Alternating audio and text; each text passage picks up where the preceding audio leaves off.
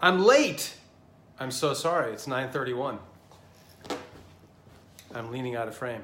It's 9:31. I'm leaning out of frame. Hey guys, welcome to Man Mondays. Michael Duff here, in front of New York City, taking the Serenade in the City spots. Just trying out to do a new seat. Richard Ferris, welcome. Thank you very much.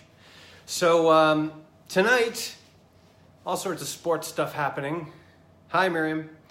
It is the basketball playoffs. My brother Brian and Diana. Hi, guys. Basketball playoffs. So I'm going to talk about why I don't ask permission to do things in a little bit. But first, let's talk basketball and football. So basketball playoffs. The Celtics are in the playoffs, which is great. They took a wonderful Game 7. Ken Wallace, hey. Hey, bro. And I have to admit, I'm not a massive basketball fan. It's one of those games that I really love seeing in person, but I just tend to not watch it very much on TV, as opposed to American football and soccer in general. Oh, thanks for sharing, dude. Yeah, if any of you guys want to share this, that'd be great. Trying to help some people. Larry Judge, you can share this as well, even to your Yankees fans. Hey, my producer's watching. Fantastic. Yeah, I love playing. I pretty much love playing every sport. It's just team sports especially. I mean, although I love to play golf. And I love to golf. It depends on who you talk to if they allow you to say that you golf or that you play golf. The real purists will say, you don't play golf, you don't golf, you play golf. It's like you don't tennis, you play tennis. I don't know. Bruce, thanks for joining. So, yeah, I will, thank you, producers, telling me to go well, to do well. Yeah, I love to golf. And in fact, we'll be with my nephew at some point. I don't even know when. So I'm going to be talking about, for those of you who just joined, why I don't ask permission for my wife to do things. Hey, Nelson. But I am talking about basketball and football first as a sort of segue into this. Yeah, basketball. For those of you who have played or you watch, one of the coolest things, and I can't say I've ever done this because I haven't played with guys who are on this level, but the alley-oop. First of all, how great is that name, the alley-oop, right? But you have these guys, long live Man Mondays, thanks Nelson. John, thanks dude. So, it's for those of you who don't know what the alley-oop is, it's when you have one of the players dribbling or going toward the basket, and then he just throws the ball up, and one of his other teammates jumps, grabs the ball, and slam dunks it. It's really like poetry, and I don't actually even think I'm overstating this. It's like ballet. It's just the timing. It's brilliant to watch. People go nuts. If it's the home team, the whole stadium erupts. If it's the away team, the audience, the whole arena just kind of gets quiet, which is just great on the other end. And it's a timing thing, right? These guys have done this for a while together. I talk a lot about rhythm, and this is one of those classic examples in sports of rhythm. Hi, Lauren. As an example, my producer, who is my wife, she and I have rhythm. For example, when we're together and we're walking toward a door, she knows to slow down just a little bit because she knows I want to open the door for her. And so she'll just slow down a little bit, I'll open the door, it's great. It's not like she rushes to the door and tries to grab it and I'm trying to do my thing. It's rhythm. You work together enough. That's like the alley-oop. These guys work together enough that they know that, okay, so this guy's dribbling down the court. He can see his teammate coming toward the basket, and he's just going to throw it up, and it's just going to, it's a highlight reel. It's awesome. And one of the cool things about this is you never see just the slam dunk in an alley-oop. And this is a note. This is a teamwork note. You never only see the slam dunk. You always see the pass as well as a slam dunk.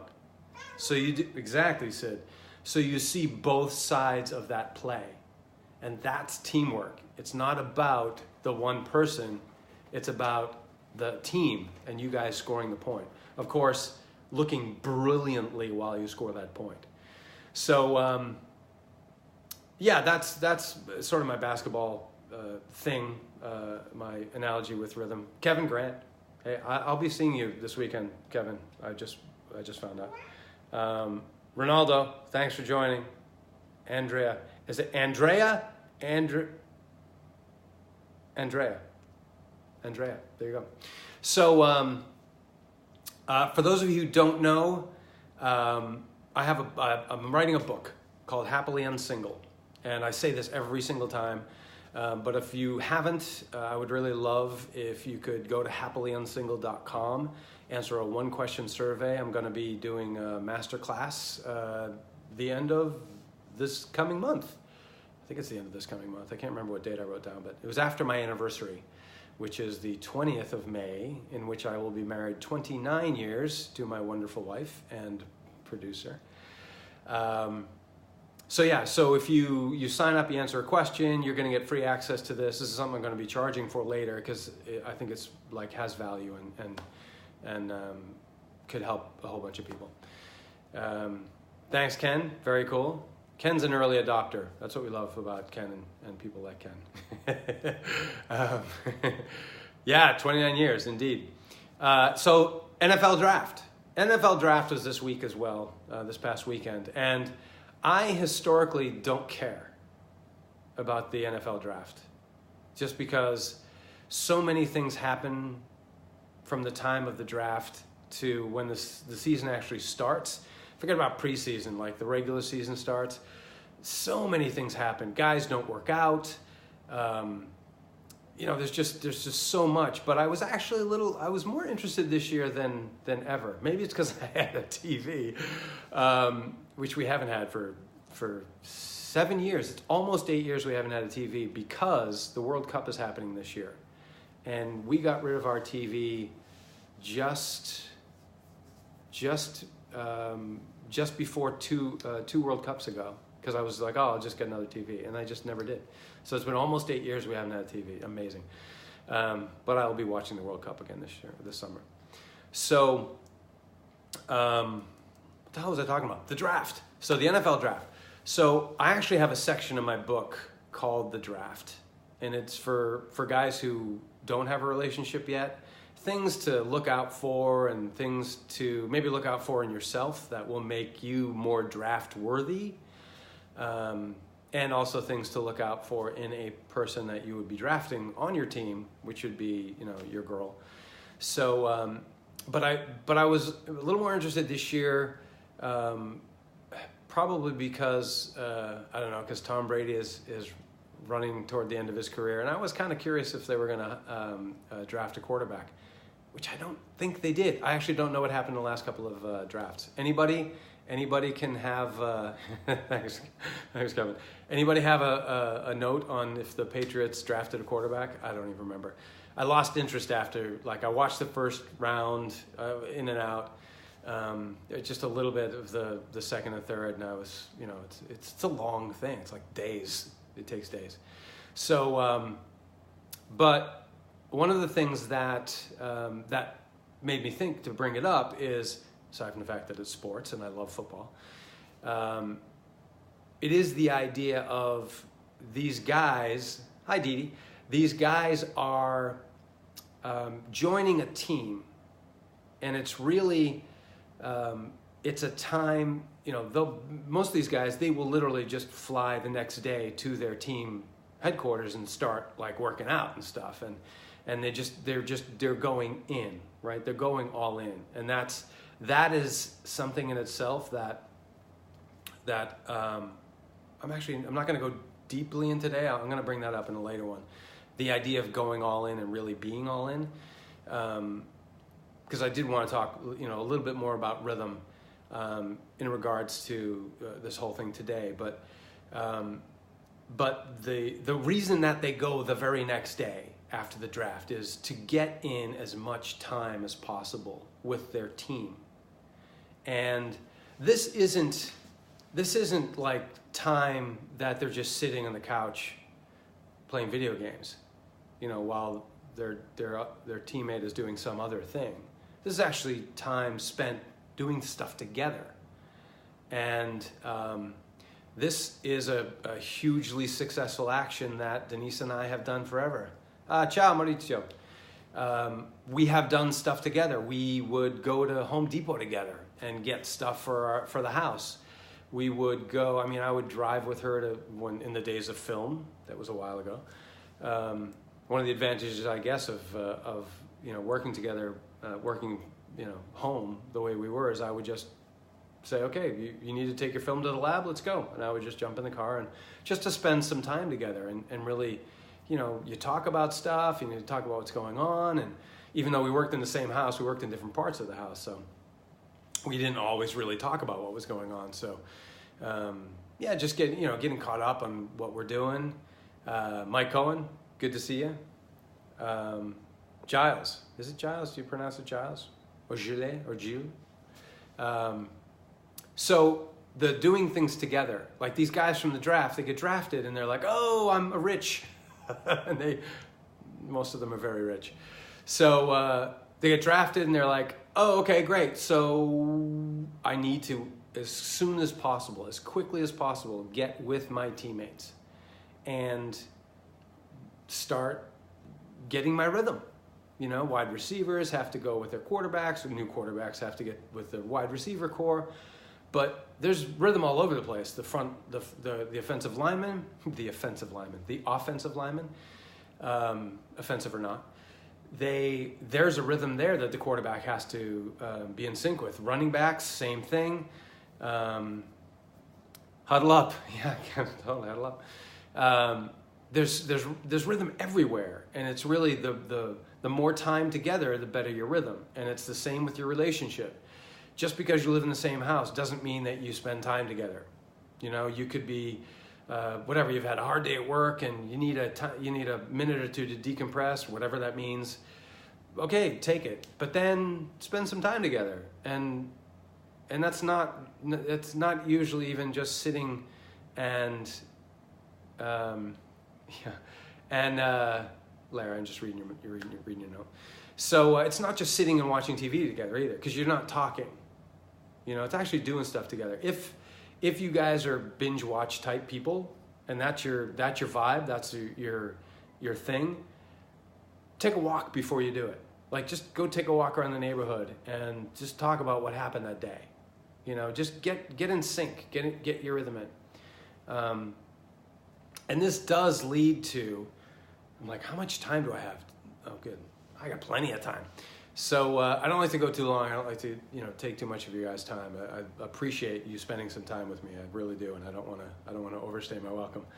But Samira, thank you for coming. Thank you, Dee Dee. So the reason, I'll tell you the reason I don't ask permission. I don't ask permission to do anything. I don't ask Denise permission to do anything. And we were at dinner with some friends not too long ago, and we were with a woman that we just met. And my friend Mark, my photographer friend, by the way, anybody in New York, Rusty Truck is playing this Thursday night at Hill Country, so make sure you come down. Brad Kaepernick, right on, dude. So we were at this dinner, and my friend Mark told this woman, these guys have the greatest relationship. It's, what the word he put was like, I think he even said interesting. These guys have such an interesting relationship. They just do their own thing, and yet they're still so happy together. And I was like, wow, is that what it looks like from the outside? I guess it does. And only because everybody's their own individual person, right? And even a quarterback does quarterback stuff, a wide receiver does wide receiver stuff, but they're on the same team. They have the same goal of winning. And, I do my Michael Duff stuff, and Denise does her Denise Duff stuff, but we're together as a team, and we have the same goal, is to win as a couple, to be happily unsingled together. And he went further, my friend Mark, and he was like, yeah, Michael just he does all these things, and he actually even said, he goes, he never has to ask her permission. And I just looked at him and I said, well, you know why, right? And he was like, well, she trusts you. And I went, yeah, she does. But that's not the reason why. I don't have to ask permission is because I earned it. And it's not even trust. Trust is a good start. When you trust somebody, you assume you assume, like, if you trust, I trust Denise, of course. But this is going to sound funny, but I stopped trusting her years ago. Decades ago, I stopped trusting her. And when, that's the first step, really. But the actual thing is, what I earned is certainty. She is certain of me. She's certain of what I do. She's certain of how I act. She's certain of the decisions that I make. She's certain that I won't do something that she wouldn't like. And yes, it's trust, but it's beyond trust. It's like I have given her, just based on what I've done and the rhythm that we have, and what I've earned over the years, is her certainty. And I have actually given her certainty. That's something that I gave her. She started with trust. You have to trust when you get with somebody. You have to trust them to start, or it's never going to work. And there are actually couples that I know that never really fully trusted each other, and then it just never works. But you have to trust somebody. But then once you've been given trust, then what you need to do is you need to work your ass off and give them certainty. So it's a bit of the give and take, right? And that, to bring that back to sports, that alley-oop, that the guard, whoever is throwing that ball up, he has certainty that his center is going to just grab that thing and just slam it. He has certainty. And, there's some trust involved, but I'll tell you what, if he does it a couple of times and that center messes it up, or just isn't where he should have been, guess what happens? He's now uncertain, the guard or whoever, and he's not going to throw that alley-oop, right? So working together, getting that rhythm together, you have trust to start. Oh, thank you for the hearts. Rob Ehlers, dude. But it's what you're going for is certainty. And in all of the studying that I've done, in all of my courses and all of my personal improvement courses and my marketing courses, repetition equals mastery. Right?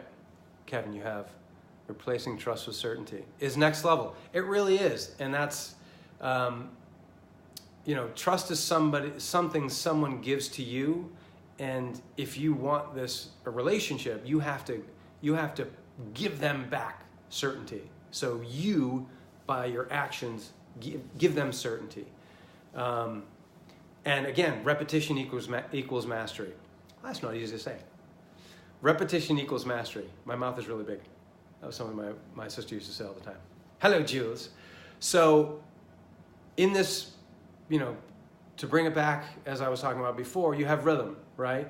And doing a lot of things together, you get rhythm. And that over time, it's repetition and repetition. I actually could probably shatter my wife's certainty kind of quickly if I were to a few times do something that was out of character, for me. If we were going to the door and I just decided I'm not going to open the door for her, and she would slow down and maybe I slowed down. And then if we got to the door, she'd probably look at me a little weird, like, well, aren't you going to do that? And maybe I just go, no, not this time.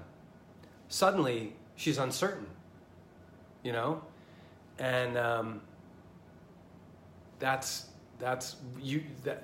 you have to be consistent. You have to be, you have to be repetitive. You have to be repetitive. Consistency is the key. Repetition equals mastery. So, in all of these things, in the NFL, in Major League Baseball, you have the pitcher and catcher combination. You have a pitcher, and he'll throw wild pitches, right?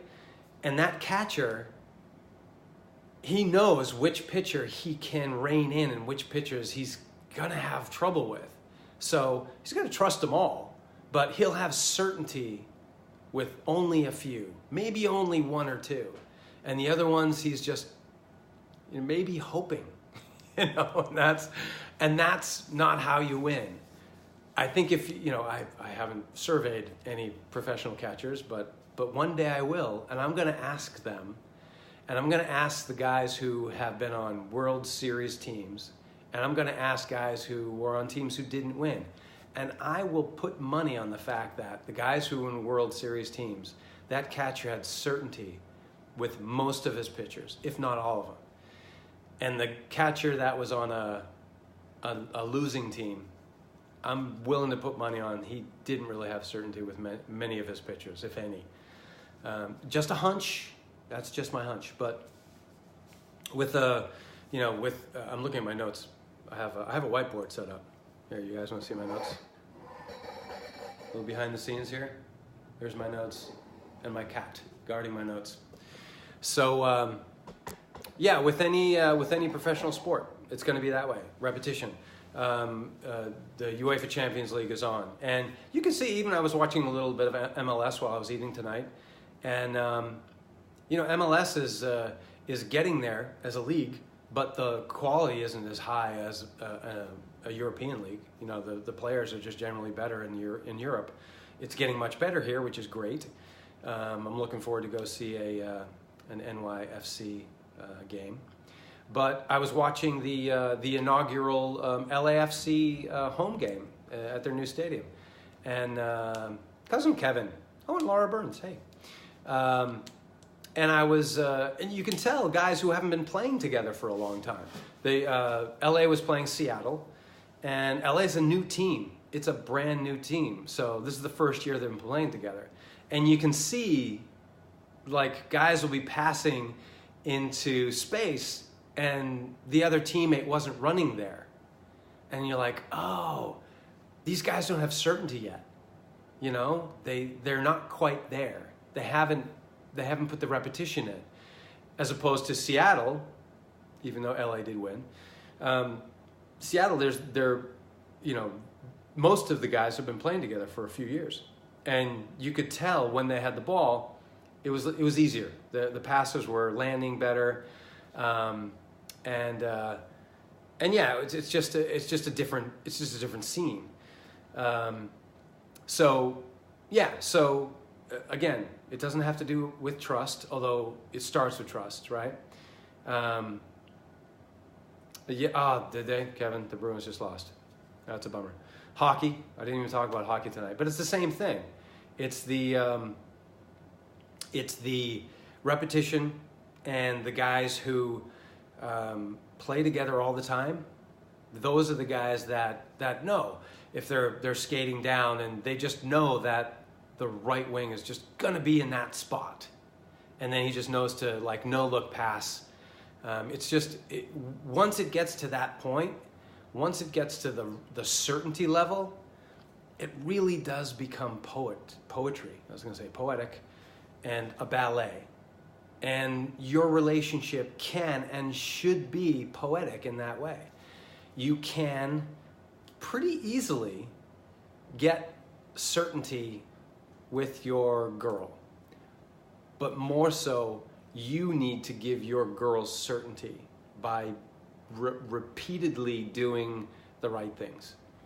And yeah, that's my spiel for the evening. Anybody have any questions? I just feel like answering some questions if anybody has any. And I am sorry that the Bruins lost, Kevin. That is a drag. Laura, hi. Laura, newly married, at least a few years anyway. Rob Ehlers, good to see you. All my drummer pals are here. Jason, good to see you. Jim Colleen. Brad, brilliant. Anybody any questions? Anything anybody wants to tackle? Tackle, see? It's a sports thing. If not, I will let you guys get on with your busy lives. One more plug for happily-unsingle.com. For those of you who may not have done that, I would love your help. And there's a one-question survey on there. And Sandy, hello. Thank you. It makes perfect sense, right? Mike Lamo, dude. Yeah. Oh, what's your question? Jules has a question. Fantastic. Okay, Larry. So, how many games? I'm sorry. I suddenly can't read. I can't read your question, Larry. I'm not sure. But the Yankees are 2 games behind the Red Sox, so they have some work to do. Okay, Julie is it okay to ask your man? Is it okay to ask your man what? He waits for the question. Those are probably Larry's little smiley faces there. Is it okay to do something that would make us more certain? Yeah, I mean, yeah, I think so. This is part of the rhythm thing. You know, the more time you spend together, you can really tell what your guy can have in that way, what he can handle as far as hints or things, or just, you know, hey, you know what? Watch this video from Michael Duff. It could be as simple as that. But yeah, I think if you guys are, if there's communication,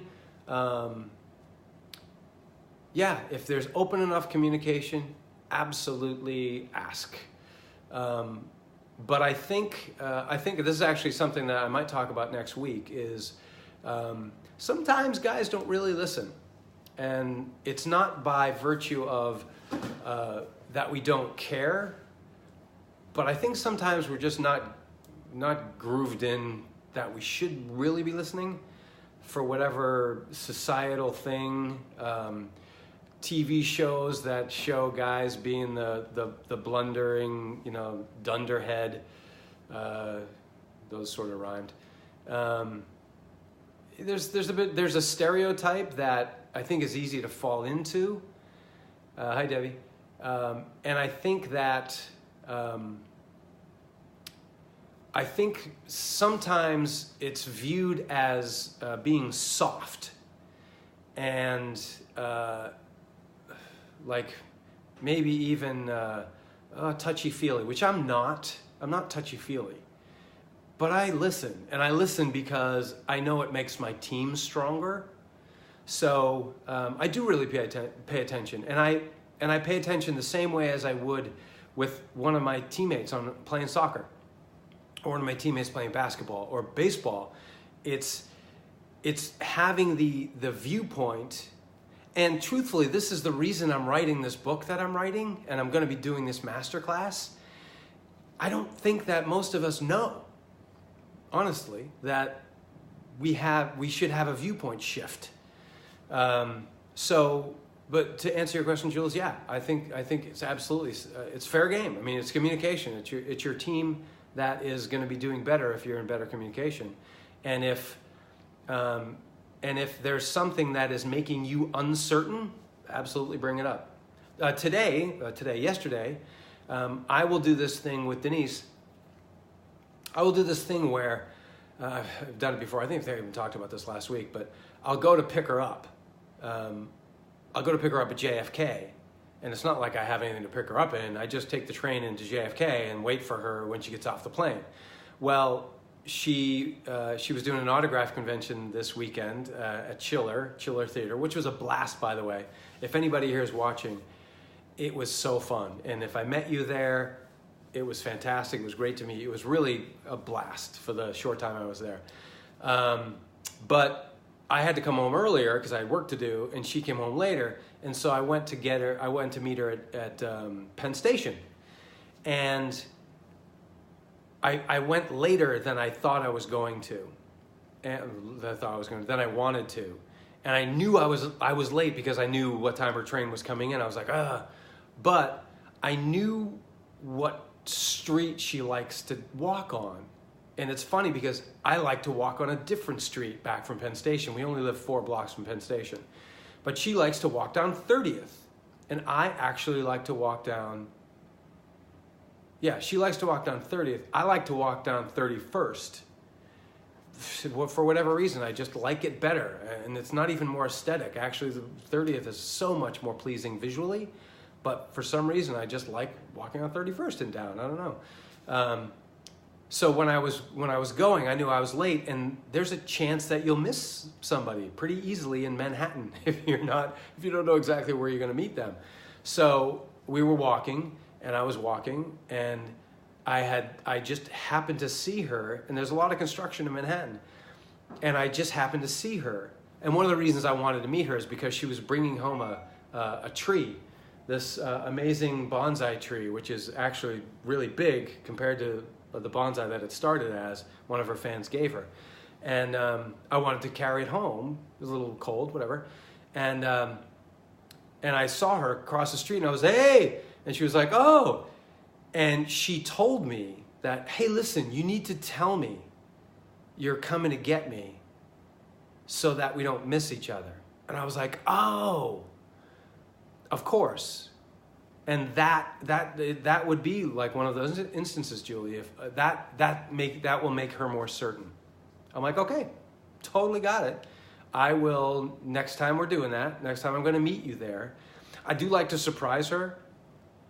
And the surprise wasn't the right surprise. The surprise was she was probably looking for me when she got out of the train and didn't find me like she normally does. So I actually shook her certainty a little bit there. And then I didn't call to put the certainty back in. And she told me. She was like, oh, there you go. So yeah, I think it's totally, oh, great. Thanks, Jules. So that's a good example, yeah. And it's fair game, absolutely. If you're in communication, it's like, she didn't yell at me. She was like, hey, listen, we could have missed each other. And that would have sucked. Whatever. I wouldn't have been there to carry the plant, and it wasn't that warm out. Even though it's almost May, it was like 48 degrees yesterday and windy, and today as well. But it's okay because Wednesday it's supposed to be 80. I don't know. So 30th of April, 2018 is when I'm doing this one, and any other questions aside from how the Red Sox are in first place there, Larry? Anybody? Any questions? Because I can do this all night. I really do love these, and I hope you guys are getting some value from them because it's really my whole goal. My purpose is to help a lot of guys because I think we could use it. Paul Clark, thanks for joining. Emmanuel Gibson, thanks for joining. Who did I miss? Armando, I got you. Diana. Lori. Oh, there's a whole bunch of people I didn't see here. Debbie, thanks. I must have been rambling on there when you guys came on. Well, I'm glad you joined us. Hey, Paul. So any other questions to do with rhythm and not having to ask permission and certainty? Again, it's not just trust. Trust is a good start. trust is like, this would be my Mr. T starter kit. Not for long, Michael. Oh, right on. Yeah, perfect. Okay, great. I'm stoked. So I will leave you guys, and I hope you have a great night and a great week. And I will see you next Monday. Liz, Larry, did you see that? Go Red Sox. So Arlene, thanks for joining, but I'm signing off. But you can watch, you can circle back on. Larry, I'm ignoring that note. Again, go to happyunsingle.com and answer a 1-question survey. It would be super helpful to me. And I will see you all next Monday at 9:30 Eastern. Man Mondays. Share, please. I would love it. Thanks, guys. See you next week. Bye-bye.